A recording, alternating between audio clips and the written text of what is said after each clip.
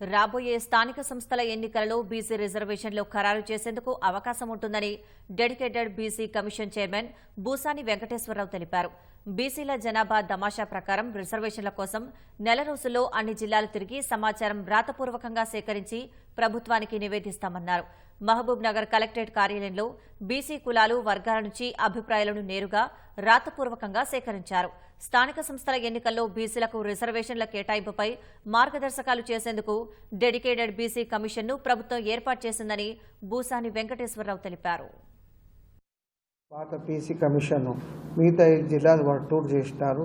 వారు సేకరించిన data information రిప్రజెంటేషన్స్తో ఇవన్నీ కూడుకొని ఒక నివేదిక సమర్పించవలసి ఉన్నది. అయితే ఇది ఎందుకంటే హైకోర్టు లోపల గవర్నమెంట్ 8th లోపల రిజర్వేషన్స్ గురించి ఫైనలైజ్ చేస్తామని చెప్పి వాళ్ళు చెప్పినారు. కాబట్టి ఈ నివేదిక అంత లోపల ఇస్తే బీసీ రిజర్వేషన్కి వస్తుంది. అది మొన్న హైకోర్టు డైరెక్షన్స్ ప్రకారంగా బీసీ కమిషన్ కాదు సపరేట్గా ఉండాలని చెప్పి వాళ్ళు ఆదేశాలు ఇచ్చినారు హైకోర్టు.